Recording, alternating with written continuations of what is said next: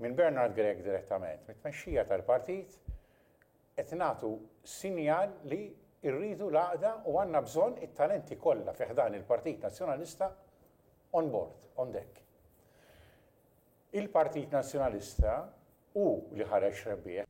Sostna dan is-Segretarju Ġenerali tal-Partit Nazzjonalista Francis Zamidimek meta kien intervistat fuq il-programm Extra fuq ix-Xandir Nazzjonali bid-diskussjoni tiffoka fuq il-ħatra ta' kap tal-Oppożizzjoni ġdid. Bernard Gregg konxju li aħna rridu nitkellmu fuq il-ħtiġiet kollha tan-nies. Il-ħtiġiet jinkludu iva l-kwalità tal-ħajja. Il-ħtiġiet jinkludu li inti tara jekk il-pensjonanti llum f'pajjiżna u x'verament qegħdin ilaħqu mal-bżonnijiet kollha tagħhom. Il-ħtiġiet jinkludu l-effett fuq id-dinja tax-xogħol anki bħala riżultat tal-pandemija, ġifieri mhux kwistjoni issa tkun xtija jew le tal-gvern, imma anki kif gvern kapaċi jiġġenera il-flus, l-ekonomija u jagħmel il-ħajja aħjar. Iżda dan m'għandux isir għaskapitu li l-Partit Nazzjonalista jonqos milli jitkellem fuq il-korruzzjoni li ħakmet lil dan il-gvern u l-effett tagħha fuq il-ħajja tal-poplu. Il-mument li qed jibdew jaraw u issa bdew jaraw li dik il-korruzzjoni qed tfisser ukoll inqas flus għalihom fil-bwiet tagħhom, mela l-korruzzjoni importanti. Dan qed jinkiseb bil-motivazzjoni li dak li qed isir b'ġenwinità għal ġid tal-Partit Nazzjonalista u l-pajjiż.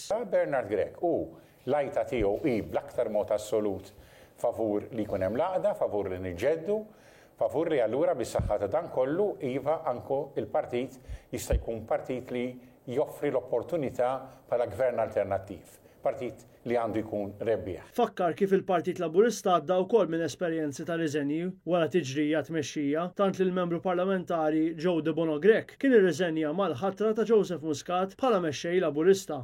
F'dan il-programm ipparteċipaw ukoll il-Ministru Ian Borge fejn qal li jrid jirrispetta l-ambjent. Iva, jekk hemm bżonn ikun hemm iktar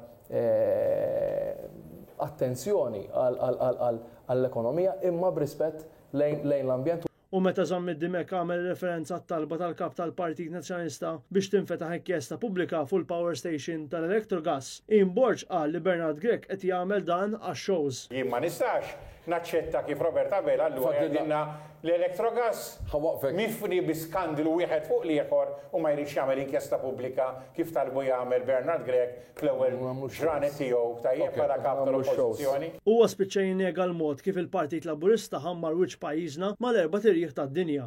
Lanqasaw din id-dalma illi tpenġi il-medja tradizzjonali u wħud gruppi żgħar fuq il-mezzi soċjali. Ħanarġa' ngħidlek jien gburi b'dak kollu illi għamel l-ex Prim Ministru Joseph Muscat. Dan meta l-Gvern Laburista kien mifni bi skandli kbar u anke mċappas mas-assassinju makabru. Bil-konsegwenza li Joseph Muscat mhux biss irriżenja minn Prim Ministru f'Diċembru li għadda, iżda tnejn irriżenja minn deputat parlamentari ftit ġimgħat bogħod mit-test tal-Manival.